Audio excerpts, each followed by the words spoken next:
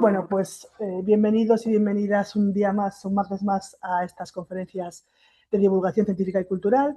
Contamos hoy con Carmela Galego, que es historiadora del arte, divulgadora, vicepresidenta de la Asociación Alexandre Bóveda, también, bueno, máster, está haciendo un máster de psicología aplicada y amiga, por eso presenta tantas cosas. Bueno, de también en primaria, sí. Y creo que hay algún problema. Sí, vale, sí, ¿no se escucha? Ve, a ver. Sí, se ve. Se escucha ahí. Perfecto. Sí, ahora sí. Vale. Y bueno, lo que digo exactamente, sí, profesora de francés en primaria y bueno, y una de las voces queridas de este ciclo de martes de la UNED, que ya es la segunda vez que nos acompaña y otras tantas que la invitaremos. Con propuestas siempre, Carmela, que aunan pues investigación, rigor, sensibilidad y una visión pues un poco diferente del arte y de la historia. En la conferencia de hoy nos va a proponer un recorrido por las distintas bibliotecas, por la historia realmente de los libros, a través de la cultura, desde Alejandría, pasando por Medina Zara, por Bagdad, y nos invitará pues, a pensar sobre la lectura, sobre el conocimiento y cómo es esta una de las grandes conquistas de nuestra humanidad. Además, estamos en una fecha pues, muy cercana, ¿no?, al Día del Libro, que es el próximo jueves, y por eso esta conferencia, pues Carrera la ha propuesto así y adquiere pues, para nosotros un significado muy especial. Así que, bueno, sin más, os dejo con Carmela Galego y muchísimas gracias a todos y que la disfrutéis. Gracias. Gracias. Gracias, Alejandra, gracias por tu presentación, gracias por aceptar también esta propuesta que, como bien dices, la lanzamos precisamente pensando en que esta semana se está celebrando el Día del Libro.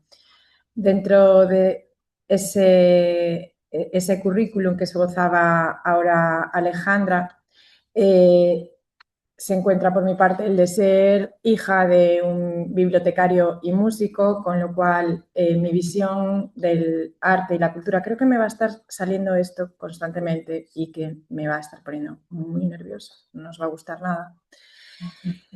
Y efectivamente, precisamente para... ¡Uy, por Dios! Y efectivamente para mí esto...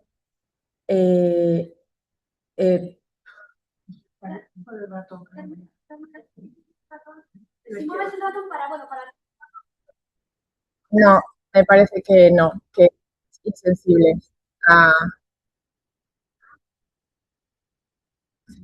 Sí, y es que, claro, si me va a estar saltando la diapositiva cada vez que sale, bueno. Nos pasó el viernes en Ferrol, algo muy similar. Sí, pues tenéis un problema de pop-ups. Claro, es que... A ver, no, pero se activa solo también. Sí, salta solo. Después de que llevas un rato, salta. no. Sí, no sé. Esto, a ver si de esta manera sí, conseguimos... A ver si de esta manera conseguimos que no salte. Bien, pues como decía, evidentemente para mí el hecho libresco tiene una dimensión muy interdisciplinar y precisamente es un poco lo que quería proponeros a vosotros en este día en el que estamos celebrando, en esta semana en la que estamos celebrando el Día del Libro.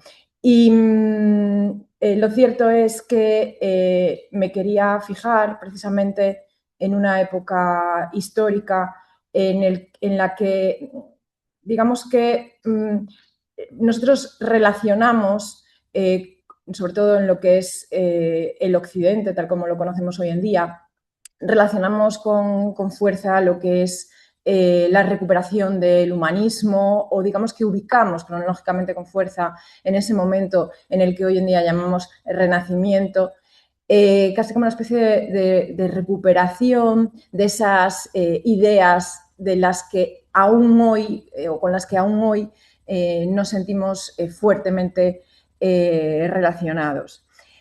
Precisamente quise fijarme y quise, bueno, proponeros ese título, ¿no? Ese Veni Vidi Vinci, porque desde luego pienso que Leonardo da Vinci, este polímata, perdón, va a ser uno de esos grandes referentes para nuestra cultura, lo que hoy diríamos un artista 360, ¿no? Ese hombre, ese artista global, ese hombre de ciencias, ese hombre de letras que va a estar pues, buscando siempre esos dibujos, esos inventos, y aquí precisamente os quise traer el ornitóptero, una de sus grandes fantasías, una de sus grandes procuras vitales, pero también me voy a fijar en él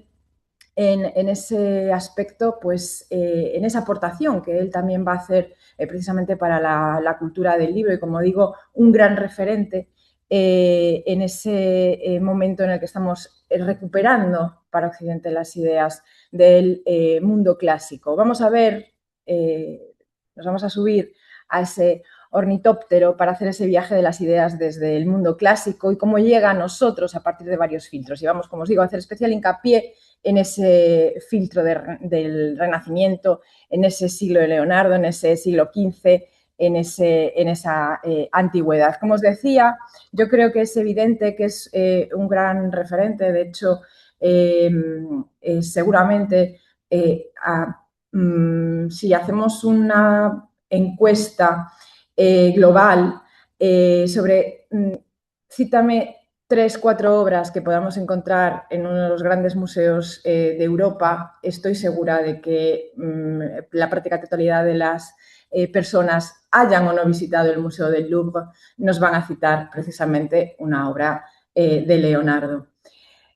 Ese hombre del Renacimiento que va a ser no solamente un referente cultural para nosotros hoy en día, sino también en su propio tiempo e incluso, y eso también es una idea muy interesante, cómo el libro y el arte, justo en ese momento en el que está cambiando la concepción del mundo, incluso a nivel geográfico, no solamente a nivel intelectual, se van a acabar convirtiendo en un símbolo más, en un signo más de poder.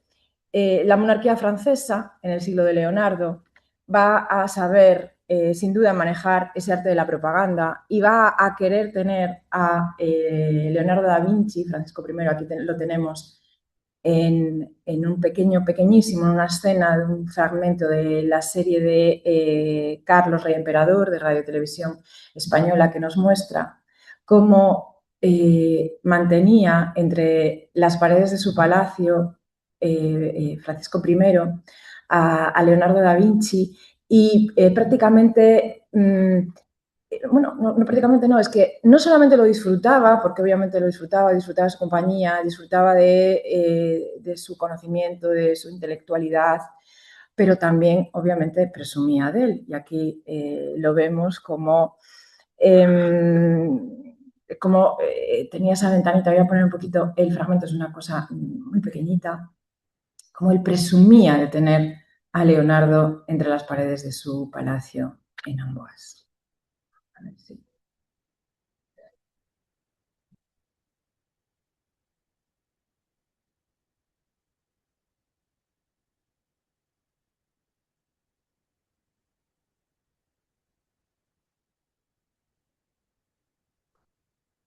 Bueno, ese cuarto, ¿no? Ese cuarto para Leonardo y para Da Vinci, como él, como Francisco I, como digo, casi podríamos decir que hacía un uso de él para darle lustre a una corte que además se veía en cierto modo mermada ante el creciente poder de su vecino y dentro de un contexto sociopolítico en Europa en el que precisamente estábamos llegando, bueno, pues a lo que hoy en día podríamos entender como esos poderes casi absolutos, ¿no? Fijaros que, bueno, no solamente cómo se entiende en su tiempo, cómo llega a nuestro tiempo, sino también, bueno, pues cómo se va recuperando a lo largo de la historia moderna, digo, de la historia contemporánea. Aquí tenemos el siglo XVIII, ese muy romántico siglo XVIII, y también dentro de esos nacionalismos románticos tenemos aquí a Ingres, cómo está relatando dentro de, bueno, las licencias que se permitía el siglo XIX, cómo está relatando ese momento en el que está expirando Leonardo da Vinci y cómo, fijaros además el título, ¿no? Francisco I recibe el último suspiro de Leonardo da Vinci. Es curioso porque Ingres hace este retrato cuando ya se sabe que historiográficamente es incorrecto, porque el propio Francisco I reconoce que él no estaba presente, lo reconoce además de manera escrita, y reconoce que no estaba presente en el momento del último suspiro de Leonardo da Vinci, pero es muy curioso cómo él mismo reflexiona sobre esa lustre, cómo venía a ilustrar, ¿no? su corte, su palacio. Esto también, dentro de ese momento del siglo XIX, nos recuerda, por supuesto, a otra pintura, fijaros, como digo, recuperando y casi naciendo la historiografía contemporánea tal como hoy la entendemos, eso sí, con un montón de licencias, tal como era la historiografía decimonónica. Nos recuerda también a esta obra de Eduardo Rosales, en la que nuevamente con ciertas licencias históricas está recogiendo el testamento de Isabel la Católica. Fijaros que además es un planteamiento pictórico muy similar y desde luego también incluido dentro de ese género de pintura histórica, que por cierto en ese momento era el género más elevado y que por cierto también ha sido uno de los que más ha sufrido. Hoy en día no recogemos nuestra historia por pintura apenas, si os dais cuenta, la recogemos en otros formatos comunicativos, incluso también en otros formatos físicos. Ya no se cuelgan de las paredes de los museos con este gran formato, que normalmente además solían ser lienzos de muy gran formato, normalmente óleos, pues esos momentos que digamos que queríamos queríamos incluso podríamos decir que mostrarlos, ¿no? Con cierto orgullo hacia la posteridad. Bueno, pues fijaros que Ingres, dentro de todos esos momentos de la historia de Francia, va a elegir precisamente ese último suspiro que Leonardo no dio en los brazos de Francisco I, pero que eleva a la categoría de universal ese reinado del principio de esas monarquías totalitarias que teníamos en ese momento de la Edad Moderna en el que se estaba cambiando el mundo. Por cierto que hablando de ese gran poder unificado en una figura, yo creo que nadie lo representa tan bien como el nieto de esta mujer, ¿no? Como ese Carlos V, que lo tenemos aquí grafiteado en una también de las obras más representativas de la historia del arte. No sé si sois capaces de reconocer el fragmento de la obra que está aquí recogida. Un lugar, por cierto, una estancia que estaba llamada a ser precisamente una de las bibliotecas. Hoy también quiero dar una pincelada y un viaje por esas grandes bibliotecas casi que adquieren tintes mitológicos de la historia de la humanidad. Y aquí precisamente tenemos una pintura con un libro. En ese libro se marca a modo de graffiti eso es una gamberrada en sí misma. Una gamberrada histórica, tal como podemos entender hoy, hacer una pintada en una pared, ¿no? Y aquí lo que está reivindicando precisamente es ese poder de Carlos V frente al poder papal. Como os digo, esta pintura pertenece a una estancia que estaba llamada a ser la biblioteca del Papa en el Vaticano. Y esta pintada se hace en 1527 durante el saco de Roma de Carlos V a las estancias vaticanas. Estamos en esa estanza de la asignatura, que como os decía, estaba llamada a ser la biblioteca por excelencia del Papa y que hoy en día es donde y que pasó a ser donde se hace esas firmas, ¿no?, de los tratados más importantes del Vaticano. Esa escuela de Atenas que nos está retratando es Rafael y que nos está precisamente recogiendo, bueno, está lleno, ¿no?, de todas esas referencias iconográficas, precisamente haciendo como ese enlace directo desde ese momento del Renacimiento en el que estamos en Roma y en el que en Roma se están en ese momento haciendo grandes campañas arqueológicas, que además San Pedro del Vaticano está siendo muy renovado, se están llevando todas esas obras grandes de renovación para recuperar el lustre de Roma, en este caso desde el poder religioso, y buscando esa referencia en el mundo antiguo para legitimarse de la misma manera que Francisco I buscaba a Leonardo da Vinci para darle lustre y legitimación a su poder, a ese poder que quería ser un poder potente, un poder más, un poder nacional, ¿no?, un poder más totalitario. Aquí esta Escuela de Atenas que, como digo, nos trae, bueno, pues todas esas arquitecturas que obviamente nunca habrían sido posibles en Atenas. Esto es una arquitectura muy romana, pero jamás sería una arquitectura ateniense, y con esas dos grandes figuras, ¿no?, ese Platón, ese Aristóteles que decía que en su academia, en esa academia de Atenas, no entre nadie que no sepa geometría y que no lea los fundamentos de mis obras quien no sea matemático. Aquí tenemos esa vista global de la estanza de la asignatura.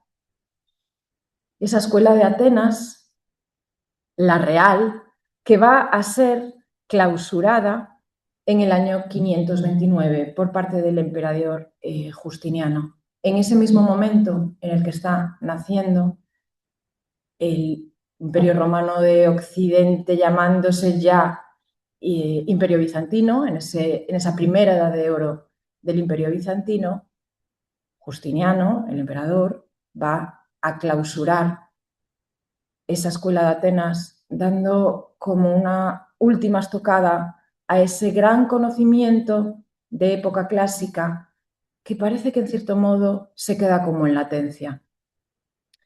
Vamos ahora precisamente a ir buscando qué fue de aquel conocimiento clásico. Vamos a ir a ese viaje del conocimiento clásico y nos vamos a fijar en distintos lugares, y para ello vamos a hacer un rápido viaje por esos grandes centros del conocimiento que son las bibliotecas.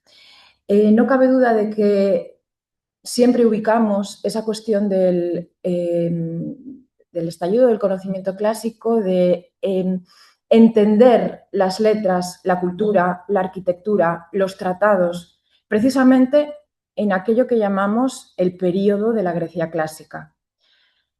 Un momento de la historia en el que ya se había conocido las obras de Homero y en el que se representaban las obras de Homero. Un momento en el que toda esa mitología del mundo clásico, toda esa mitología también del mundo arcaico, empieza a cobrar forma en obras de arte. Justo ese momento que podríamos ubicar entre el siglo VIII y el siglo VI antes de Cristo. Fijaros que, en realidad, si hablamos de que digamos que la aparición de la escritura como fenómeno para la humanidad, si bien la ubicamos en torno al 3000 a.C., fijaros que es curioso porque lo que es esa explosión, digamos, del hecho de pasar la escritura a aunarla con una narrativa y hacer acopio de ella y representarla en teatros, por lo menos que nosotros sepamos, que nos hayan llegado arquitecturas, que nos hayan llegado testimonios arqueológicos de ese momento, fijaros que desde el 3000 a.C. nos tenemos que ubicar en torno al siglo VI, siglo VII a.C. para empezar a encontrar esas manifestaciones. En lo que se refiere a biblioteca, el testimonio más antiguo que nosotros conozcamos de una biblioteca la tenemos que encontrar un poquito más hacia Oriente, no exactamente en el mundo clásico. Nos tendríamos que ir a Nínive, nos tendríamos que ir a esa biblioteca de Asurbanipal. Esa biblioteca del mundo asirio, en el que vamos a encontrar una biblioteca tal como nosotros la entenderíamos hoy en día. Una biblioteca que incluso estaba clasificada y segmentada por materias y que incluso nos vamos a encontrar con textos que hacen alusión a lo que nosotros hoy en día entenderíamos como literatura. Por ejemplo, esta tablilla que tenemos aquí, que hoy en día la podéis encontrar en el Museo Británico, que es esa tablilla de Gilgamesh, que lo que nos va a estar narrando dentro de estos textos en escritura cuneiforme van a ser textos muy similares pues, a la Ilíada de Homero. Nos va a estar narrando ese viaje de años a lugares casi mitológicos en los que nos va a costar mucho volver a nuestra tierra. Es lo que hoy en día entenderíamos como una odisea. Así que fijaros que es curioso porque en este momento, precisamente esta tablilla estaría datada en torno al siglo VI a.C., que como os digo es la datación que coincide precisamente con esa biblioteca de Nínive. Y si os dais cuenta, como os digo, tiene mucha relación precisamente con los mismos textos que se están ya incluso representando, ¿no?, en la Grecia clásica. Tienen un sentido muy, muy similar. Una biblioteca que el soporte va a ser arcilla y que gracias a que el soporte va a ser arcilla, seguramente por eso la mayor parte, digamos, del soporte que encontramos en esa biblioteca va a ser tablillas de arcilla y precisamente por eso se va a conservar en, vamos a decir que, bastante buen estado.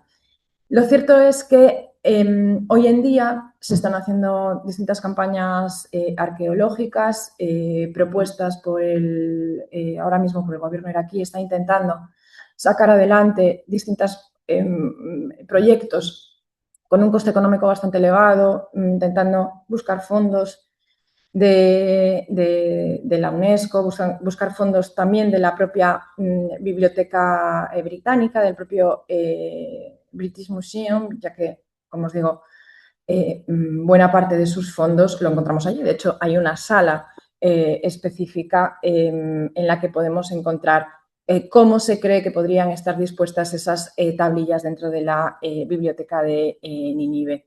Es, como os digo, la más antigua que conocemos, no sabemos si es realmente la más antigua.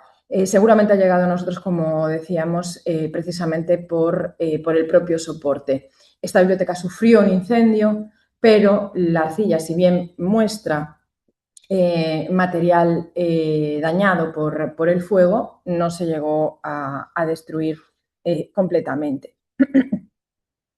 Después ya tendríamos que hacer un importante salto en el tiempo y nos tendríamos que ir ya, pues precisamente a uno de esos grandes discípulos de la Escuela de Atenas. Nos tendríamos que ir ya al momento en el que Alejandro Magno, discípulo de Aristóteles, emprende ese viaje hacia Oriente y en su fundación, en su viaje, va dejando digamos que esos pequeños contingentes de fundaciones que tienen mucho que ver con cómo entendía la cultura el mundo helenístico. Aquí ya estaríamos superando ese mundo de la Grecia clásica, ya nos estaríamos metiendo de fondo en ese mundo helenístico y nos encontraríamos fundaciones como puede ser la Biblioteca de Pérgamo o como puede ser la Biblioteca, por supuesto, de Alejandría, que también se la debemos a esa forma de entender la cultura por parte del mundo helenístico, Platón, Aristóteles, su discípulo, Alejandro Magno. Y esas leyendas, ¿verdad?, asociadas a este tipo de establecimientos, fijaos que además son coetáneas, estaríamos hablando del siglo IV, del siglo III, antes de Cristo, y incluso compitiendo entre sí. Esa leyenda de que la biblioteca de Pérgamo, aquí la tendríamos ubicada, aquí estaría ese famoso altar de Pérgamo, como os digo, en cierta pugna con la biblioteca de Alejandría, que estaba nutrida básicamente de papiros, y nos cuenta la leyenda que por evitar la biblioteca de Alejandría, los Ptolomeos, que la biblioteca de Pérgamo tuviese más lustre que la suya, va a impedir, a restringir la exportación de papiro, que era el soporte fundamental que encontraríamos en la biblioteca de Alejandría, y va a ser ese momento en el que, según la leyenda, insisto, Pérgamo busque otro soporte y ese soporte va a ser esa piel de animal tratada, que será el pergamino y que, por cierto, va a tener mayor durabilidad que la de que el papiro. Antes de volver a la Biblioteca de Alejandría, quiero dar otro salto nuevamente en el tiempo, y si bien aquí nos dejamos ese mundo helenístico, me voy a ir al encuentro de el gran momento de la Pax Romana, protagonizada por la época de Adriano, del emperador Adriano. Estaríamos en la primera mitad del siglo II después de Cristo, estaríamos ya en ese contexto plenamente latinizado, pero recuperando y fijándonos mucho en aquello que precisamente había expandido Alejandro Magno. En ese momento en el que el emperador Adriano no solamente es un hombre muy interesado por las artes, por la arquitectura, por las letras, sino que además va a ser él en sí mismo un gran helenista. Y aquí tenemos esa fundación en este lugar de Éfeso, con esa maravillosa biblioteca, que es la biblioteca de Celso en Éfeso. Precisamente un general de la época de Adriano que elige como monumento funerario, y en ella se hace enterrar, una gran biblioteca que, si os dais cuenta, está recogiendo una tipología que precisamente nos está recordando, ¿verdad?, al teatro. Y además, bueno, pues con esos volúmenes, esos volúmenes tan, pues precisamente, ¿no?, que dan tanta plasticidad a esa fachada, tanta teatralidad, y recogiendo en esas hornacinas, con esas esculturas, a la representación de Sofía, la sabiduría, de Arete, la virtud, de Enoia y de Episteme, ¿no? O sea, haciendo precisamente esa referencia a, bueno, pues a los grandes 4 pilares de lo que va a ser la disciplina cultural. Además, bueno, como veis, con unos elementos maravillosamente labrados en piedras preciosas, en mármoles, bueno, en piedras no preciosas, en piedras de una gran dignidad. Erigida, como os digo, justo a principios del siglo II antes de Cristo, llegó a contener 12.000 volúmenes esta biblioteca de Celso en Éfeso, que por cierto va a ser ya rematada por sus herederos. Como veis, estamos en ese momento del culmen de la campana de Gauss del Imperio Romano, en un desarrollo artístico absolutamente preciosista, no solamente en lo que se refiere a los relieves, sino también a los recorridos de la propia biblioteca. Aquí estaríamos hablando de ese tipo de fundaciones que responden a una colección de carácter privado, pero que tienen cierta vocación pública, y sobre todo lo que volvemos a encontrarnos es una vez más la legitimación de un poder por medio de la cultura, por medio de las artes y por medio del hecho libresco. Quiero enseñaros un pequeño recorrido, quiero hacer con vosotros un pequeño recorrido por este lugar de Éfeso, en Turquía. A ver si tenemos suerte y carga, porque lo que quería, ay, y no me cargó, bueno, era llevaros desde esa biblioteca de Celso, que la tenemos justo en esta esquina. Aquí hay un vídeo, pero no sé si va a querer cargármelo y si va a querer mostrarlo. Desde esa biblioteca que tendríamos aquí, justo en este eje acodado, hacia ese... ahí está, vale. Ahí tenemos ese recorrido, ya que nos permite la tecnología poder hacer esta visita virtual. Vamos a aprovecharnos de ella y vamos a acercarnos como si fuésemos un turista más, aunque bueno, pese a este recorrido virtual que estoy haciendo con vosotros, por supuesto, os invito a que os acerquéis a Éfeso y a que convenzcáis a la UNED de que haga un viaje y que me deje acompañaros a esa maravilla que es ese templo de Adriano, precisamente para mostraros además una de las concepciones de la plástica arquitectónica que ha tenido más impacto no solamente en su época, sino incluso en épocas posteriores. Esta combinación de arco y dintel que va a ser tremendamente utilizado en el mundo medieval y, por supuesto, en la recuperación del mundo moderno. Este tipo de arco, este tipo de combinación de arco y dintel, que va a ser muy del gusto precisamente de los tratados de arquitectura ya de época moderna.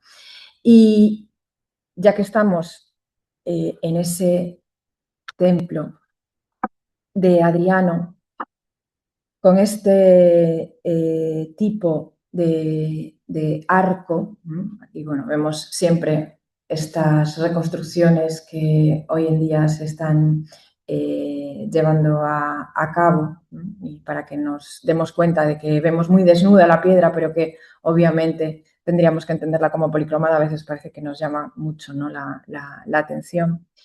Nos vamos a ir con Adriano a una de sus fundaciones bibliotecarias, en este caso en Atenas, en ese ágora romana de Atenas. Una biblioteca con esa vocación de carácter público. Aquí tenemos cómo sería esa reconstrucción.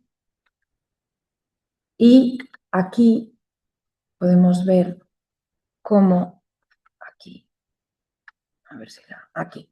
Aquí podemos ver esos restos del estanque central, aquí lo tenéis, que acompañaba la biblioteca. Esto que veis aquí son unos restos ya posteriores de una iglesia cristiana. Hago aquí un poquito de hincapié en la cuestión del estanque, Porque era muy curioso cómo Adriano parece que siempre necesitaba apoyar el libro cerca del agua. Es una cuestión muy curiosa, algo que, por cierto, a mí es algo que me pone muy nerviosa, precisamente como hija de bibliotecario. Siempre quiero las botellas lejos de los libros, siempre quiero el agua lejos de los libros, el agua y los bolígrafos. No me gusta nada entrar a las bibliotecas con bolígrafos, de hecho, en algunos archivos está prohibido entrar con libros, perdón, con bolígrafos, solo se puede acceder con lápiz. Pero parece ser que a Adriano era algo que le gustaba especialmente y no deja de ser curioso cómo precisamente con esa combinación llega a un punto de sofisticación que para mí creo que casi me atrevería a decir que casi no se ha logrado en ningún otro momento de la historia del arte, quizás porque precisamente no hemos llegado a un punto a un punto tan excelso, ¿no? De entender lo que sería esa escenografía, ¿no? de la arquitectura, mostrando cómo él es ese gran promotor de las artes, las ciencias y bueno, el conocimiento humano. Aquí tenemos su Villa Adriana en Tívoli, en las cercanías de Roma, una Villa Adriana en la que, por cierto, él mismo va a estar constantemente formando parte del propio proyecto, siempre que le dejaban sus viajes. Y eran unos viajes en los que él mismo iba tomando notas de aquello que veía, de aquello que le entusiasmaba y lo incorporaba a ese elenco artístico y arquitectónico en el que vosotros me diréis, la verdad es que esto daría para una sola charla porque es un lugar absolutamente maravilloso. Y precisamente en el número 7, aquí, en este corazón de la Villa Adriana, vamos a encontrar, yo creo que una de las bibliotecas, como os digo, casi diría que más sofisticada de la historia de arte. Pequeñita, ¿eh? No son esos grandes volúmenes, como os hablaba antes, ¿no? 12.000 volúmenes, vamos a encontrar unas bibliotecas muy, muy nutridas, incluso algunas, ¿no? Que llegan a números legendarios, como esos 4 millones de volúmenes. Aquí va a ser, digamos que, el tesoro de Adriano. Esto que veis aquí normalmente se le conoce como el Teatro Marítimo de la Villa Adriana de Tívoli, y el nombre de Teatro Marítimo viene dado porque, conociendo el gusto del mundo romano por los grandes espectáculos, siempre se pensó que esta arquitectura que se compone por esta circunferencia y esta exedra que tiene concatenada, fijaros además, ¿no? La maravillosa concatenación de cómo está compuesta. Siempre se pensó que era un edificio, o bueno, siempre durante muchas décadas, incluso siglos, se pensó que era un edificio destinado para espectáculos. Y hoy en día sabemos que en realidad es casi como una especie de villa dentro de la villa, era el lugar de reposo de ese gran hombre que era el emperador Adriano. Y lo que encontráis aquí sería los aposentos del emperador en un lugar en el que, por ejemplo, la emperatriz no podía pasar. O sea, estaba absolutamente restringido a su persona y a quien él decidiese, porque incluso tenía un pequeño puente que se accionaba con un mecanismo muy sencillo, con el que conseguía aislarse por completo del resto de bullicio que podía estar habiendo dentro de esa Villa Adriana. Aquí estaría su despacho personal, en este lugar de aquí, además bien, digamos que aislado, es como muy centrado y completamente, como os digo, aislado. Y precisamente en ese despacho personal, en esa mesa que estaría en este lugar, se vería rodeado de, bueno, pues los volúmenes que en ese momento quisiera consultar y que, bueno, pues tendría ese acceso directo. Aquí tenéis otra imagen y hoy en día sabemos que ese estanque que se ve perimetrado por un peristilo columnado sería el lugar en el que Adriano se daría unos largos, nadaría, después de pues tomarse ese momento de lectura, de calma, de sosiego. No me digáis que no es maravilloso, es que no me digáis que no es la máxima sofisticación de lo que entiendes por una biblioteca. Yo os invito, yo quiero en mi vida, es como una especie de como una especie de aspiración vital poder llegar a tener ese rinconcito para ti de lugar de descanso, de lectura y de baño. Así todo en uno. Bueno, esto precisamente lo recoge en su libro Memorias de Adriano, Marguerite Yourcenar, que también os invito a que le echéis un ojo si no conocéis ya esa obra. Pensé que no lo tenía, pero sí que tengo aquí un pequeño vídeo, pero como veo que le está costando un poco cargar, a ver si tenemos suerte. Es nada, simplemente una recreación ese rinconcito de Adriano, aunque yo creo que las imágenes que tenemos arqueológicas ya hablan por sí mismas eh, de la sofisticación. En general, toda la Villa Adriana es una maravilla en ese aspecto. Ahí tenemos ese despachito. Pues, ¿no? Veis, es, desde luego no podemos decir que sea sencillo, aunque sí, bueno, esa arquitectura coqueta que, por cierto, llamó siempre mucho la atención de arquitectos, estudiosos, arqueólogos. Yo creo que es uno de los rincones más dibujados de todas las arquitecturas de Adriano. Por cierto, la Villa Adriana está siendo precisamente excavada por un equipo arqueológico español y ya os digo que cada vez descubren aspectos más fascinantes y más interesantes. Aquí tenemos la biblioteca, la famosa biblioteca de Alejandría, ya con esa biblioteca hija, lo que sería esa reconstrucción de la biblioteca hija que conocemos como Serapello, ese edificio dedicado a Serapis y que es precisamente lo único que nos queda, los únicos restos arqueológicos que nos queda de esa mítica biblioteca de Alejandría, que precisamente va a caer víctima de la intolerancia religiosa de finales del siglo IV, la intolerancia muy ligada a los nuevos dictámenes del cristianismo que viene, por cierto, de hacerse la religión, ¿no?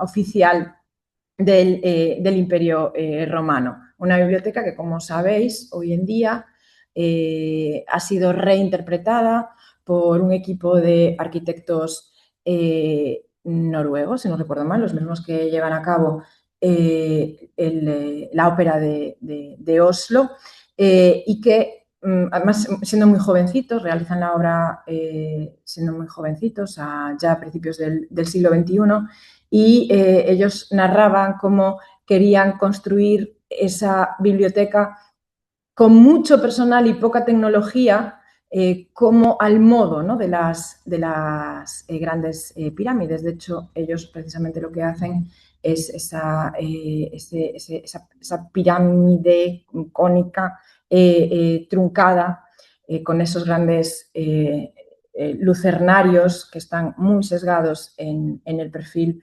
exterior y que permiten entrar y tamizar también la luz, porque si algo es importante en una biblioteca va a ser precisamente ese tamiz de esa luz, ese tamiz lumínico. Esa biblioteca de Alejandría que perdemos prácticamente en su totalidad. Es cierto que ya anteriormente había sufrido diferentes ataques, diferentes incendios accidentales y que la vamos a a perder prácticamente por completo a finales del siglo IV. Y ahí nos metemos precisamente en ese momento de qué pasa con ese mundo clásico. Es como si dijéramos una especie de frontera. ¿Qué pasa con el mundo clásico en esta crisis de finales del mundo antiguo, principios de la Edad Media? Y aquí os quería traer un edificio que para mí es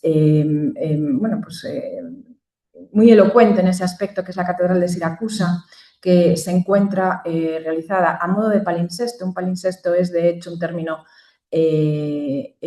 bibliográfico, es un término que se aplica a los libros, es ese soporte sobre el que se va reescribiendo, y precisamente es una terminología que se suele adaptar a las arquitecturas, y esta, como os digo, catedral de Siracusa es uno de esos buenos ejemplos elocuentes de un palimpsesto de lo que es un edificio clásico, un templo a Atenea. Fijaros, además, la diosa de la sabiduría, que va a ser reconvertida en edificio cristiano, y que todavía se pueden observar perfectamente esa columnata, ¿no?, del templo original.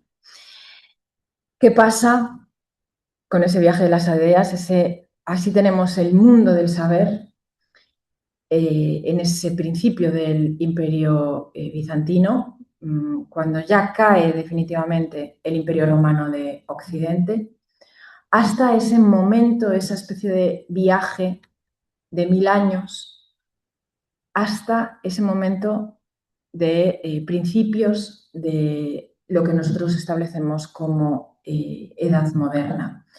Pues evidentemente y efectivamente, en lo que va a ser Occidente, para sorpresa de nadie, la mayor parte del conocimiento se va a quedar adherido a lo que son las instituciones religiosas. Nomeadamente, las catedrales, pero sobre todo los monasterios. Los monasterios y las catedrales y sus escritorias. Este sería mayoritariamente el panorama que vamos a tener en todo lo que es el occidente europeo. Lo cierto es que en nuestra formación, que suele ser bastante focalizada en ese aspecto, en lo que es el occidentalismo, vamos a llamarlo así, parece como que hubiese una larga pérdida, como un desconocimiento de aquellos volúmenes clásicos que se quedan en el olvido y que se recuperan precisamente tras esos 1000 años en la edad moderna, y que el poco saber que se pudo conservar estaba localizado exclusivamente en los escritoria de los monasterios y de las catedrales. Bueno, es una afirmación, o más bien es una idea, no es exactamente una afirmación, que obviamente hay que tensionar, y es que efectivamente tendríamos que irnos hacia Oriente para buscar en dónde se queda almacenado ese conocimiento clásico. Obviamente el mundo bizantino, con Constantinopla, va a ser uno de esos lugares en el que van a seguir atesorando esos volúmenes que todavía conservaríamos en lengua griega. Pensad que realmente el griego durante prácticamente toda la antigüedad, y también va a acontecer así en la Alta Edad Media, va a ser la lengua del conocimiento, va a seguir siendo la lengua de la sabiduría. Pero lo cierto es que Occidente va a perder esa capacidad de entender y de traducir el griego. Y precisamente vamos a tener hacia Oriente, vamos a encontrar esos lugares en los que se han conservado y se han traducido, y de esa manera hacen como una especie de, esos volúmenes clásicos hacen como una especie de viaje, que son, bueno, es un viaje largo en el tiempo, pero también en la geografía. La Casa de la Sabiduría en Bagdad, en la ciudad circular de Bagdad, en la ciudad de la paz de Bagdad, sería uno de esos lugares, una de esas bibliotecas en las que se quedaría atesorado ese conocimiento clásico. Aquí os traigo una reconstrucción ideal de cómo sería esa ciudad circular de Bagdad en ese momento en el que Bagdad, en el siglo, estaríamos en el siglo IX, siempre me gusta hacer la comparación de Bagdad en el siglo IX, sería como la París del siglo XIX, con esa maravilla de urbanismo que hoy en día está prácticamente perdida, casi no tenemos restos arqueológicos, por no decir que no tenemos, de cómo sería esa ciudad que la tenemos que entender como una ciudad palatina, sería algo así como un Versalles, ¿no? Sería esa ciudad del califa, del califa Abbasí, de Bagdad, que quería tener su casa de la sabiduría, su biblioteca permanentemente abierta. Uy, voy a decirle a Siri, vamos a estar en silencio, permanentemente abierta. Esa biblioteca que tenía que estar las 24 horas del día abierta.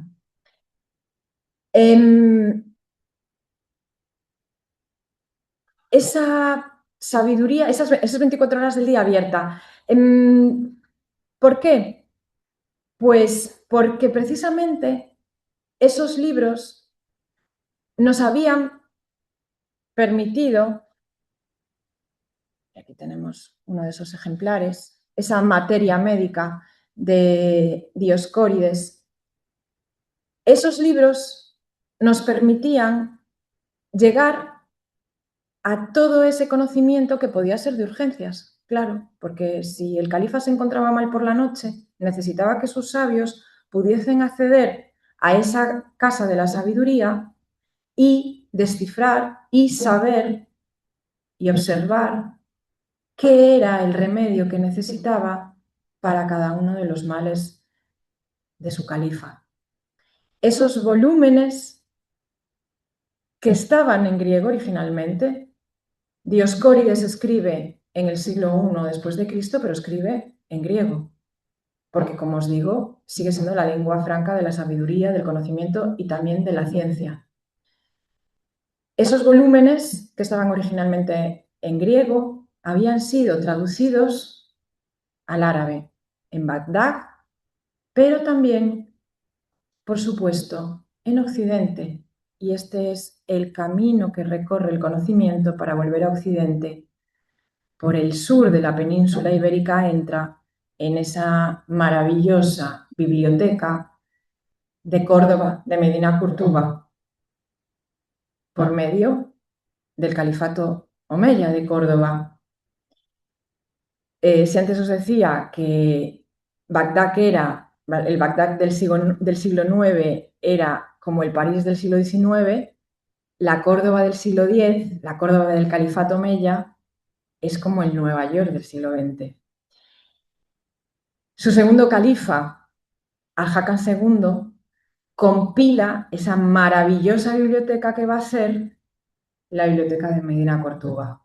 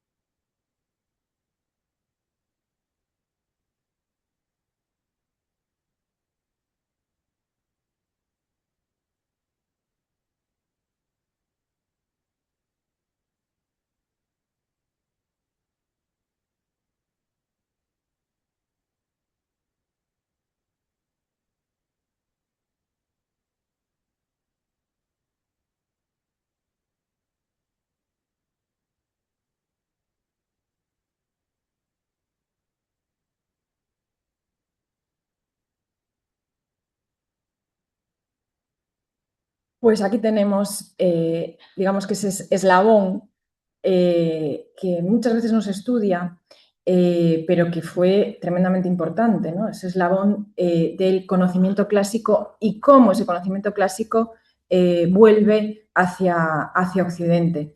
Va a ser, sobre todo, en una medida muy importante, por parte de ese gran califato omeya, que fijaros, dura muy poco porque apenas dura un siglo. Va a ser declarado ese califato en el 929 por parte de Abderramán III, que ya el propio Abderramán III va a tener muy buena relación con esos centros de poder, como puede ser el propio Bizancio. Y es que, si bien Bagdad también va a ser una gran puerta de entrada de ese conocimiento, de esa sofisticación cultural, de todo lo que venía, pues incluso por la ruta de la seda, por todos esos caminos que nos traían, pues como por ejemplo, esos inventos, como por ejemplo puede ser el papel.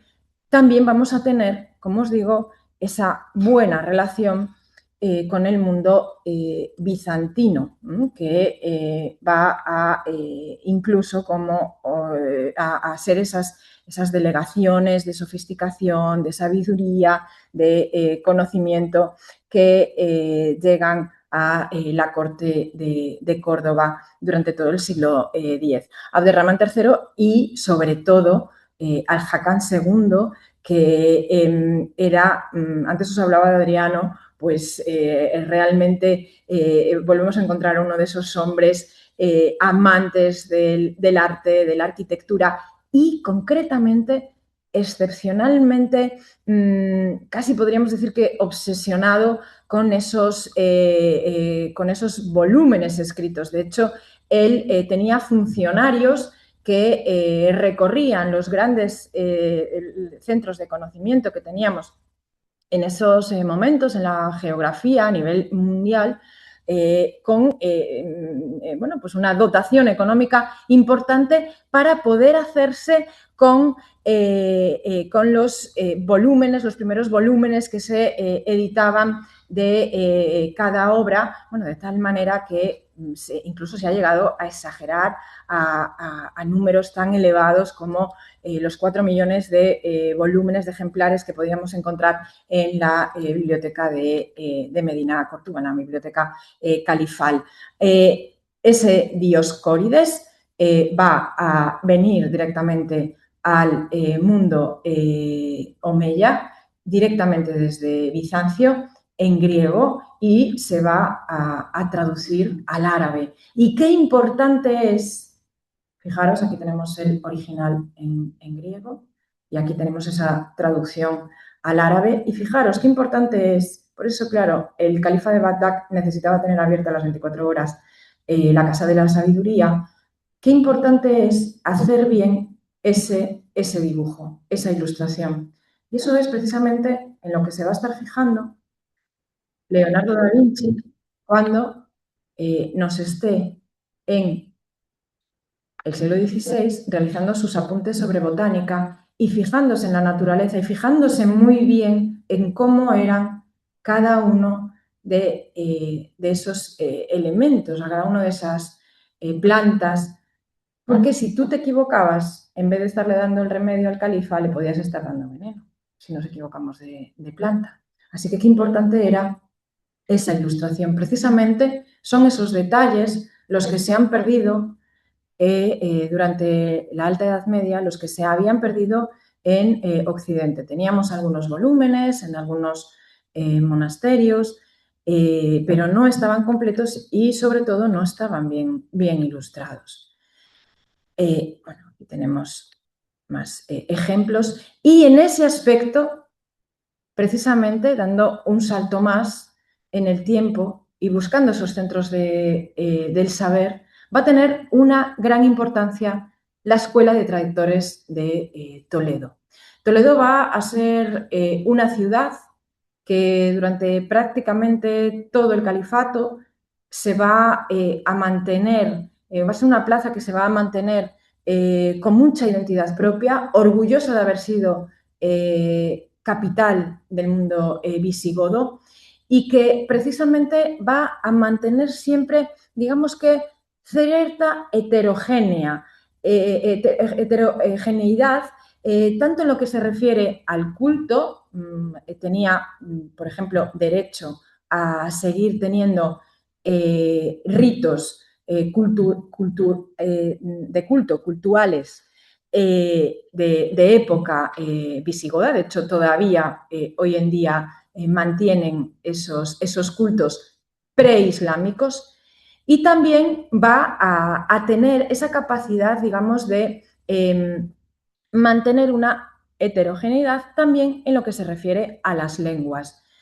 Precisamente a Toledo van a llegar muchas de las obras, pensando que pudiese ser cierto que hubiese esa tal ingente cantidad de volúmenes en la biblioteca de Medina Córdoba, van a llegar muchos de los volúmenes que resisten a la fitna que termina con el califato, ya a principios del siglo XI, de la fitna y de la propia quema de libros por parte de Almanzor, que digamos, cede ante presiones de los almorávides, destruyendo parte de esos lujosos volúmenes, entendiendo casi como si fuese bueno, un exceso sacrílego, ¿no?, a esa querencia por la cultura que tenía Al-Hakam II. Pues va a ser precisamente Toledo uno de los lugares en los que lleguen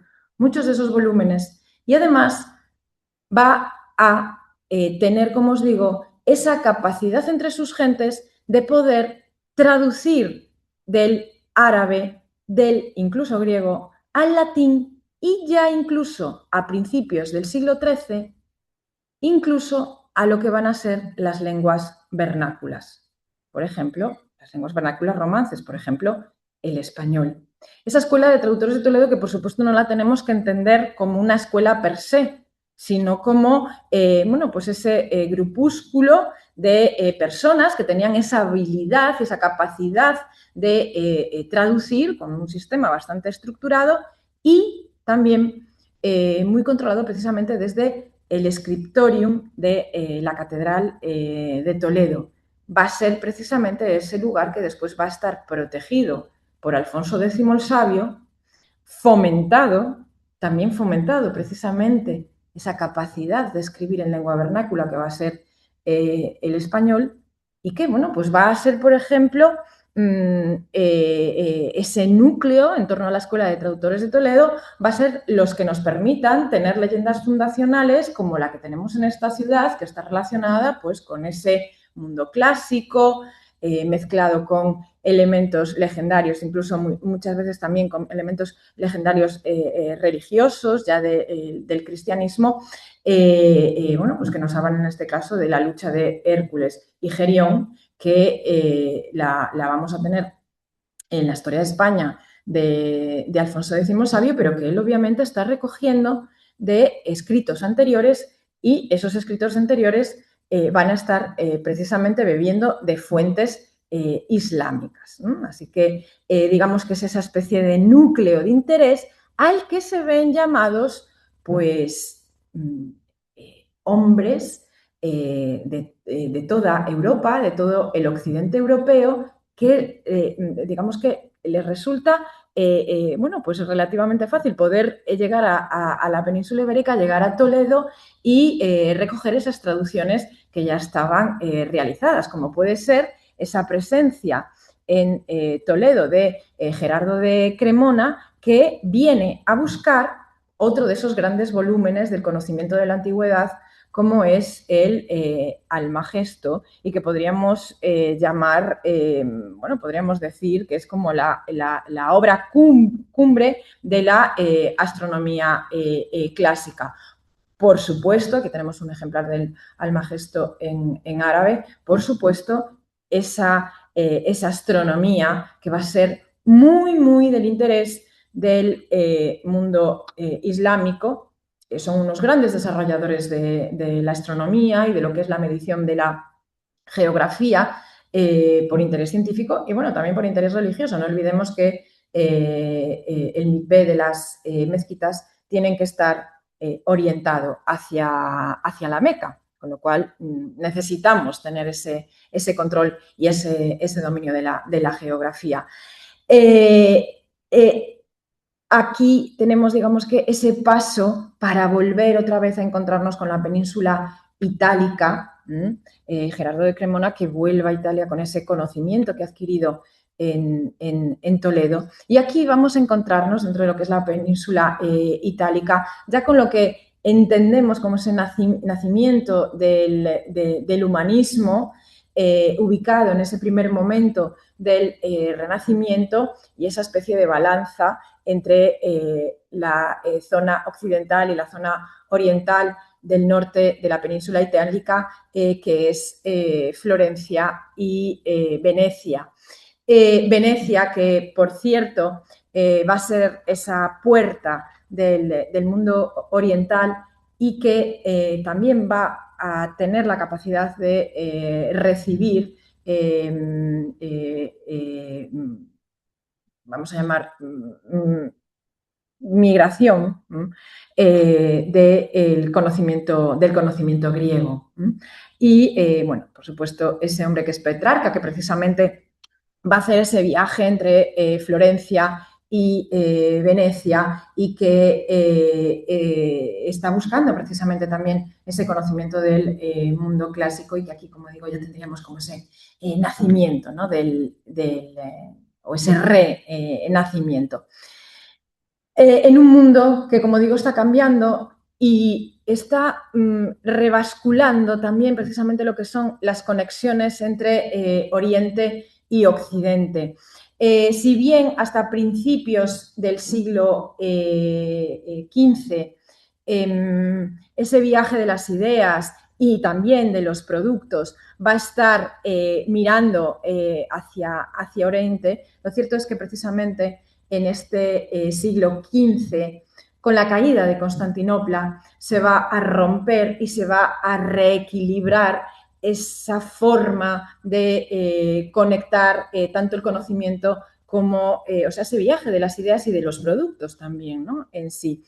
En ese aspecto, quiero pararme un momento en lo que, bueno, pues en la importancia de lo que es la llegada de esos productos, de esas ideas desde el extremo oriente, como se hablaba antes, ¿no? Esa llegada del papel por parte del extremo oriente, esa llegada del papel de China. Y aquí os quería traer el Sutra del Diamante, que está considerado como el libro impreso más antiguo conocido del mundo. Data de la época de la dinastía Tang, en lo que sería nuestra plena alta Edad Media. Lo tenemos hoy en día en la British Library y va a proceder de las cuevas de Mogao, muy cerquita del desierto de Taklamakan, en la parte más occidental de China. Por cierto, que el nombre es maravilloso porque viene de Sutra de la perfección de la sabiduría, que corta como un diamante, entendiendo que el diamante es, bueno, pues simboliza, ¿no? Esa claridad y esa dureza, algo que puede cortar cualquier ilusión o error sin producir el más mínimo daño, ¿no? Es como esa idea de que la sabiduría corta nuestras ideas preconcebidas sobre la realidad. Bueno, aquí tenemos, como os digo, ese libro impreso, sí, ese libro impreso más antiguo que conozcamos.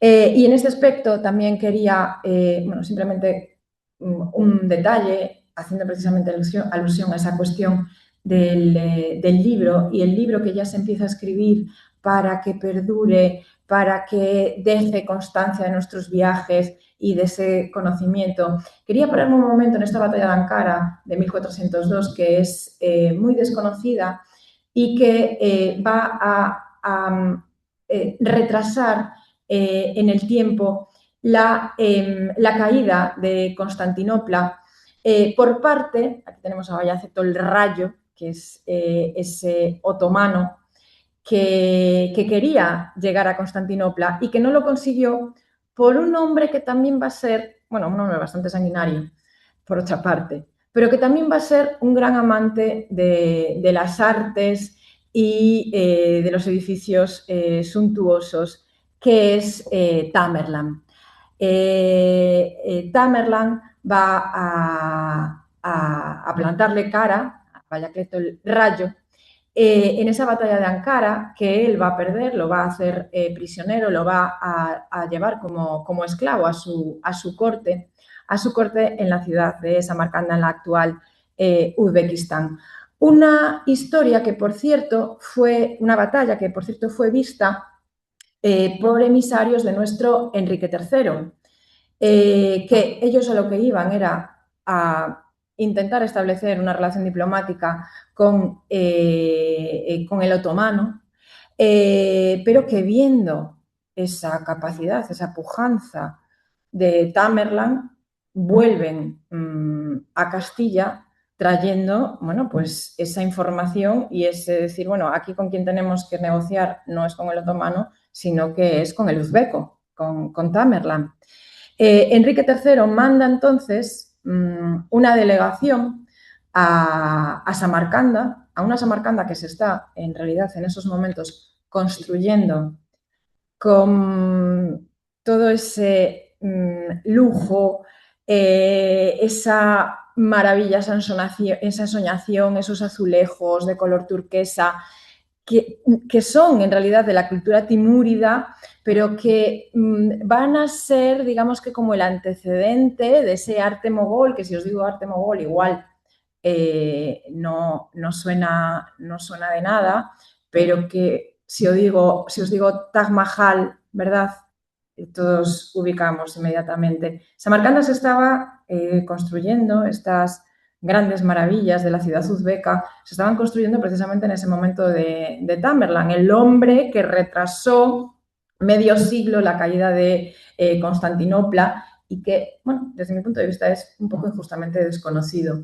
Enrique III manda una delegación diplomática a Samarcanda para conocer a Tamerlán, una delegación diplomática que, por cierto, fue muy bien recibida por parte de Tamerlán, un Tamerlán ya bastante mayor, y fue una delegación diplomática que tuvimos la suerte de que, como ya estábamos en ese siglo XV, en el que nos estaba gustando dejar las cosas en libros y dejar las cosas por escrito, pues tenemos una maravillosa redacción hecha ya en español por parte de Ruiz González de Clavijo, que es ese clérigo que va a acompañar este viaje y que va a, digamos que, dejar para el mundo, para la posteridad, esa maravillosa embajada Tamerlán que sale de la península ibérica, del puerto de Santa María, el 21 de mayo de 1403, y que llega a Samarcanda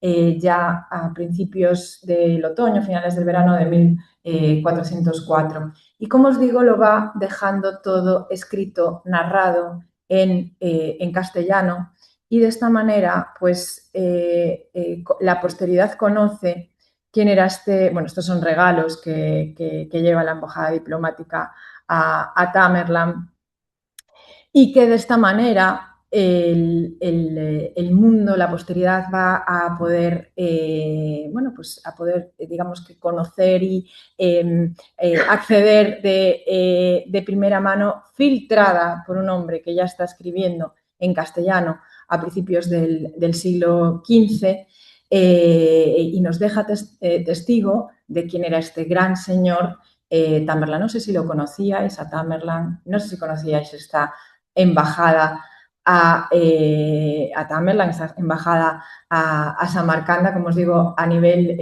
historiográfico es súper interesante, y que sepáis que Ruiz González de Clavijo tiene una calle en Samarcanda. Si vais, id a visitarla, acordaros un poquito de mí, si no, decidle también a la UNED que os lleve, porque también es es un sitio que hoy en día merece mucho la pena ir. Es además uno de esos lugares que enseguida, en muy poco tiempo ahora mismo, es accesible. Están descubriendo que les gusta esto del turismo y la verdad es que, bueno, que es un destino que es asequible, que ahora mismo es bastante interesante, bueno, es interesantísimo, pero bueno, que como digo, es asequible.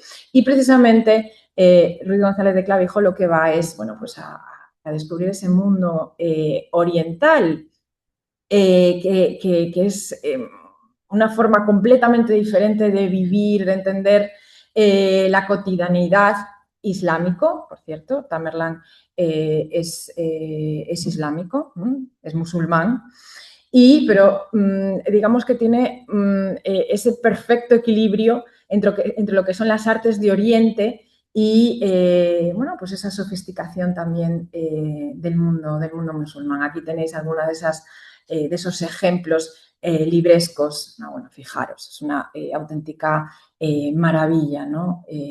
Los ejemplares que conservamos de arte timúrida y especialmente dedicados al libro. Y como estoy en Samarcanda, no puedo marcharme sin visitar una biblioteca que teníamos ahí en Samarcanda y que había sido erigida por el nieto de Tamerlán. Todavía estaríamos. Este sería, digamos que, el último de los hombres del Imperio Timúrida. A partir de aquí ya lo podemos dar por extinto, si bien, como os digo, es como esa especie de antecedente de lo que va a ser después el Imperio Mogol, no mongol, mogol. Y Ulugh Beg va a establecer en Tamarcanda este maravilloso observatorio, que por supuesto también tenía biblioteca. Ese maravilloso observatorio, como os digo, el mundo musulmán va a estar siempre muy interesado por ese estudio de las estrellas, y esto que veis aquí no deja de ser un sectante, que como sectante, o sea, como aparato es maravilloso a la hora de medir, pero que bueno, que esto lo lleva pues a la categoría de arquitectura.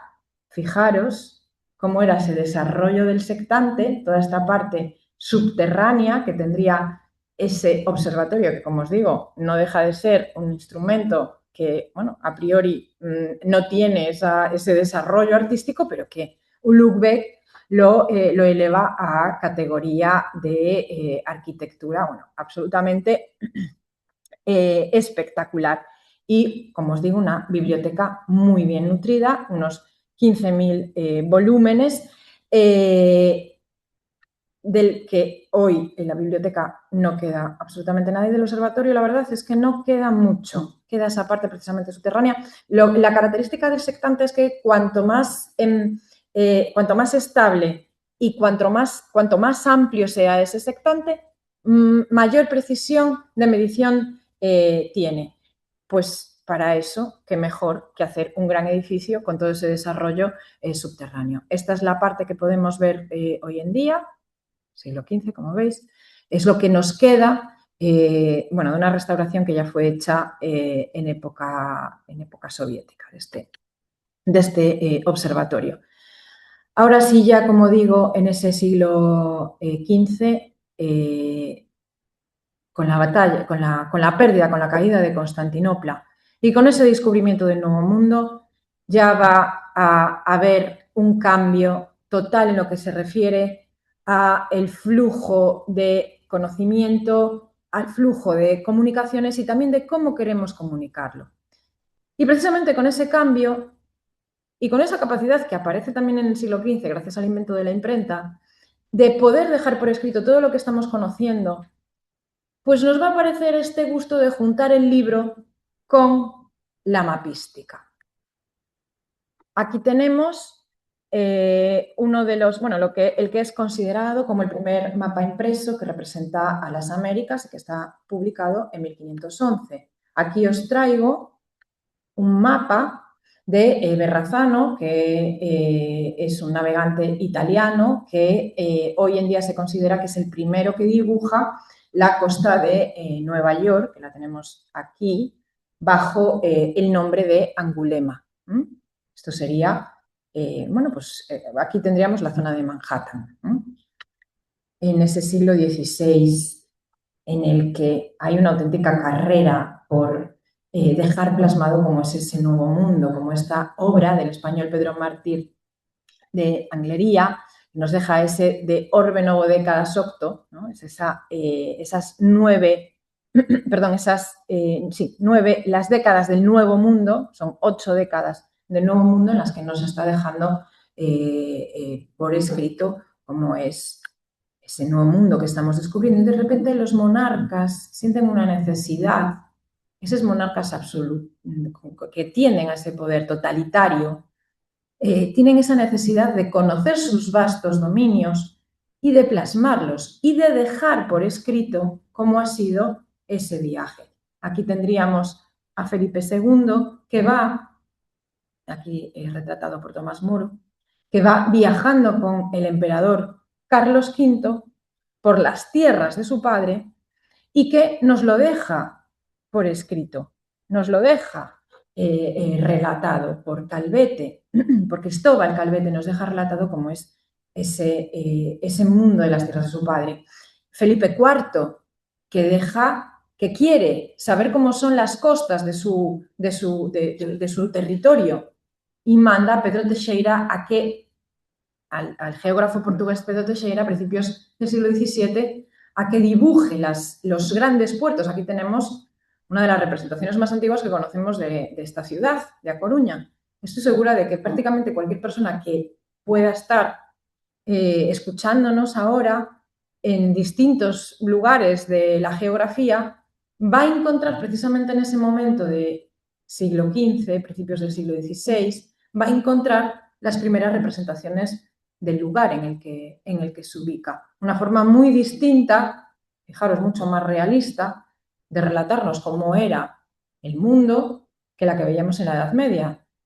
Aquí vemos nuestro querido mapa mundi del Beato del Murgo de Osma, ese Imago Mundi, que en realidad lo que quiere es plasmar cómo sería esa concepción del Apocalipsis según San Juan y de a dónde fueron a predicar los profetas. Es una concepción completamente diferente.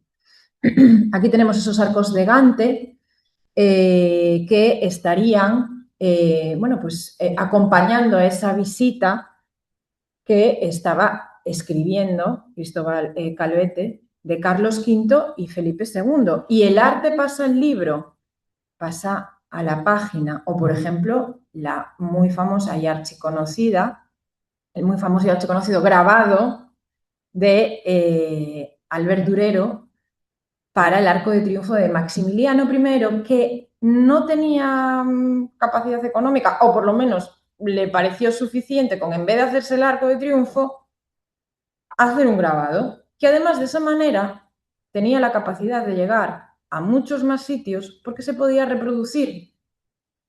Y tanto llegó a muchos más sitios que se acabó convirtiendo en un auténtico icono para la arquitectura que vamos a estar viendo constantemente reflejados en muchos de los edificios que hoy en día siguen en pie. Una arquitectura que no se llegó a hacer nunca, que estaba simplemente impresa sobre el papel.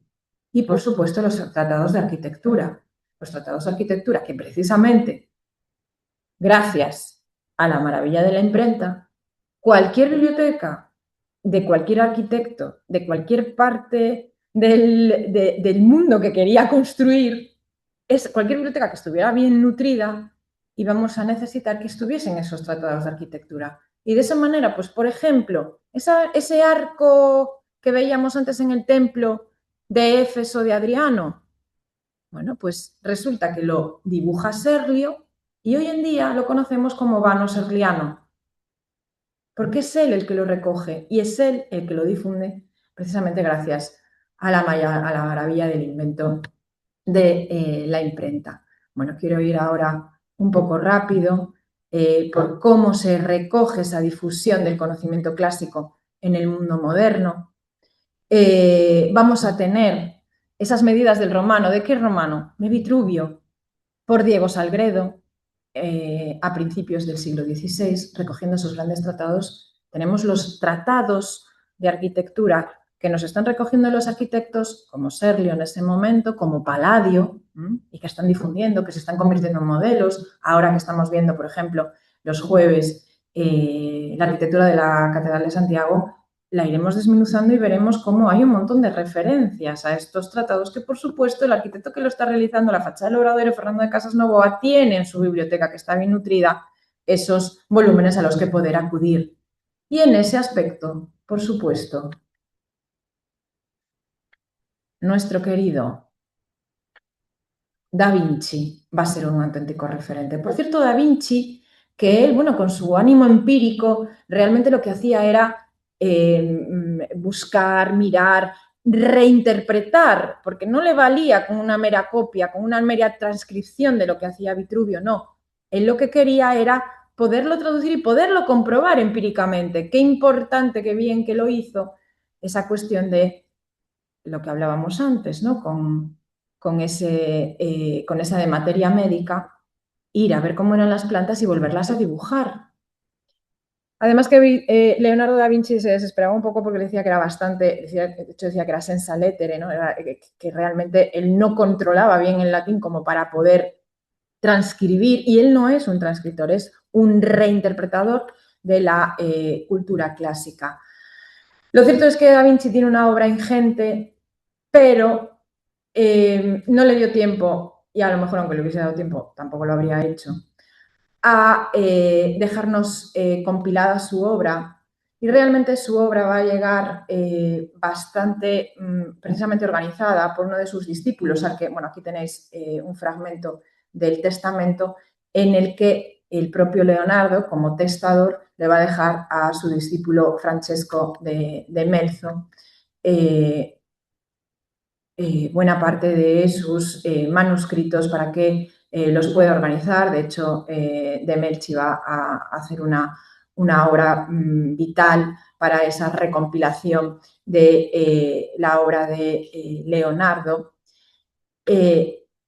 Aquí os traigo un pequeño esquema de cómo llega a nosotros esa obra de Leonardo. Como podéis observar, la mayor parte de ellos no van a llegar hasta nosotros. Sí van a llegar algunos volúmenes en su momento a hombres como, por ejemplo, Giorgio Vasari, que va a ser otro de los hombres del Renacimiento, que va a ser fundamental para transmitirnos mediante ese gran invento de la imprenta, lo que van a ser esas vidas y obras de los hombres, de lo que hoy en día entendemos como Renacimiento, desde Brunelleschi, bueno, esos grandes nombres del Renacimiento, pero esos volúmenes precisamente que sí van a estar en manos de Giorgio Vasari van a estar perdidos. Aquí tenemos uno de esos volúmenes, el conocido como el Códice Leicester, que es uno de los pocos volúmenes, o sea, es el único en realidad que ha llegado a nosotros y que no ha pasado por el filtro de Francesco Melchi. Es precisamente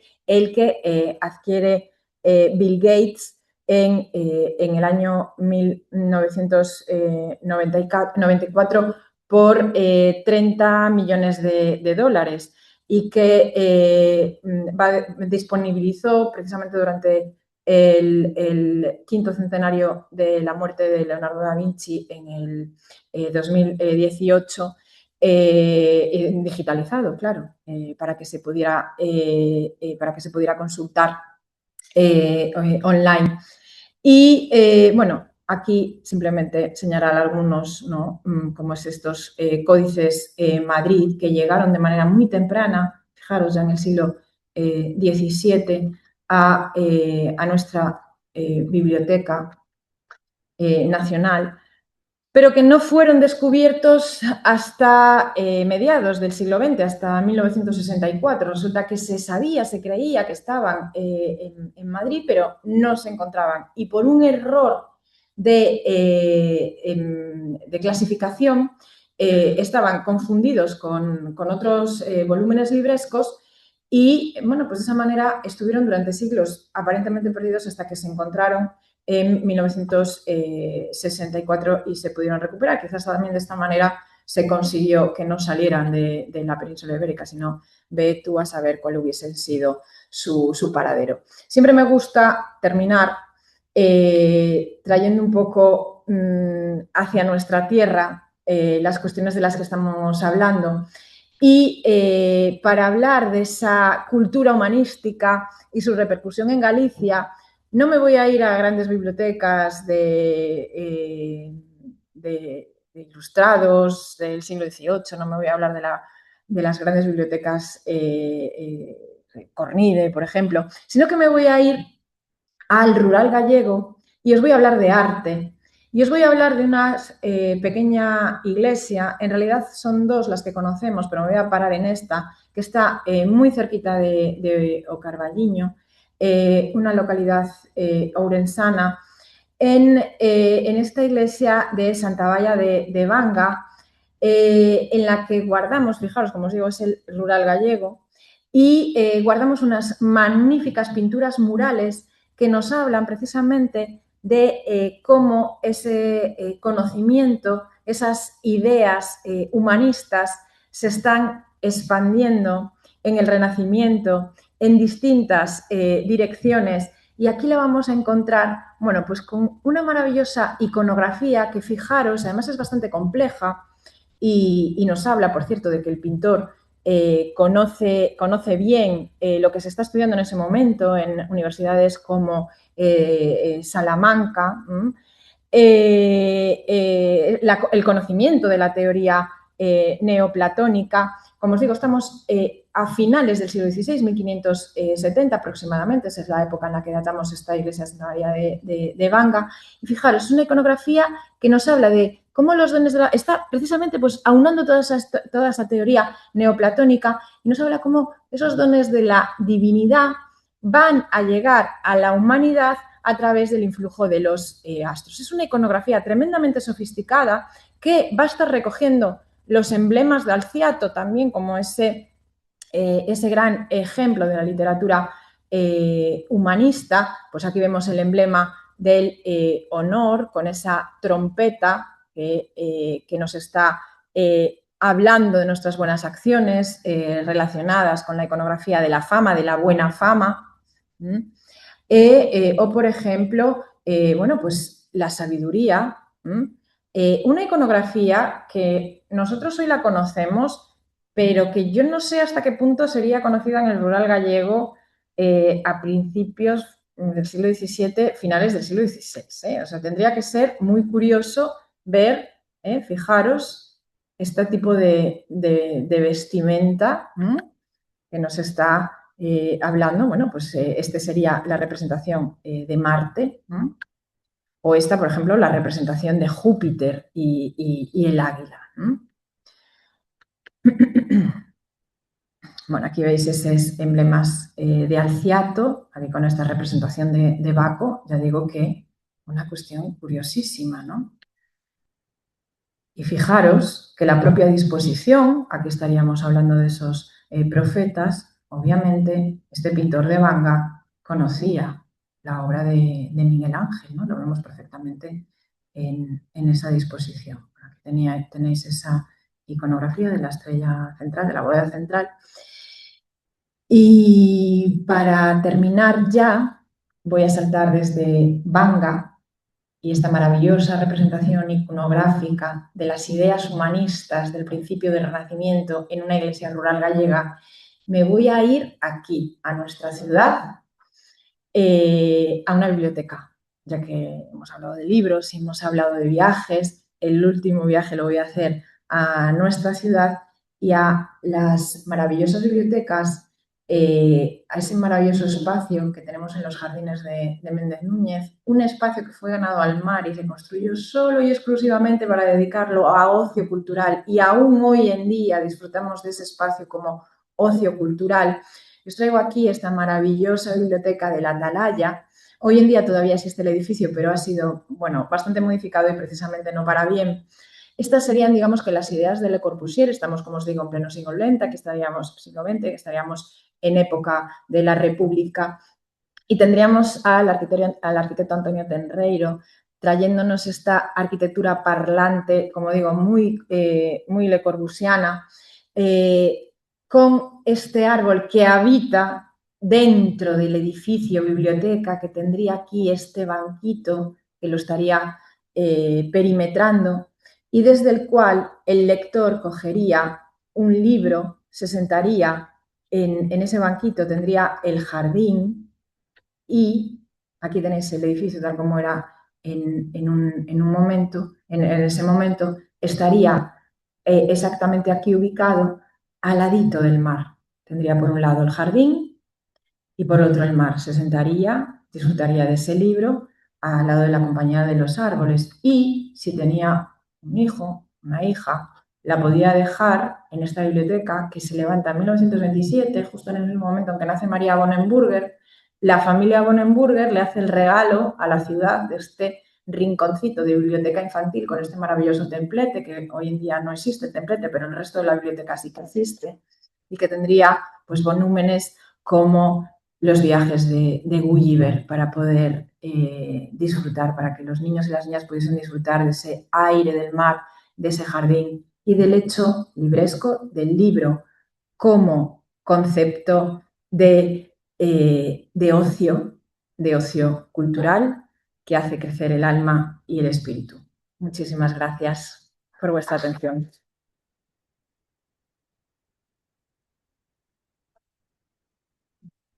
Gracias.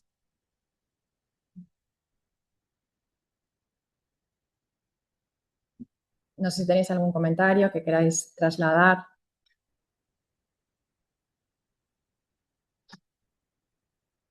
Pues ya que terminamos, os voy a dejar con nuestro, ya que me he venido para Galicia, os voy a dejar con nuestro inventor de ornitóptero gallego, que es, a ver si nos lo deja ver, no sé si lo vais a reconocer y a ver si me lo deja lanzar, porque el vídeo la verdad es que es O Caladiño de Santezón. Muchas gracias y hasta la próxima.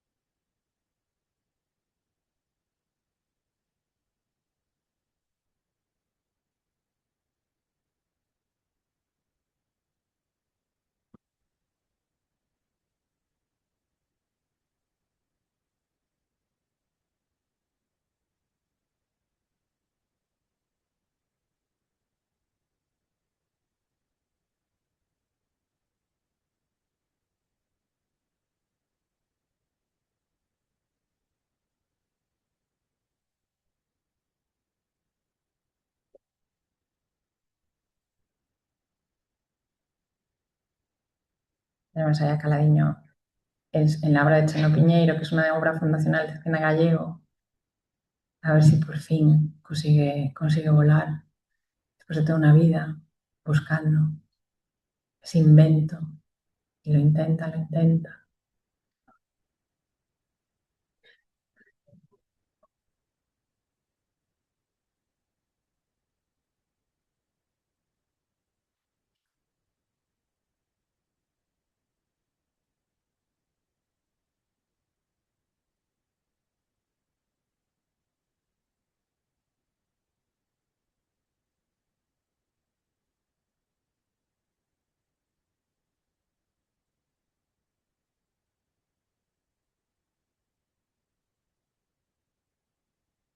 Es rural gallego, ¿eh?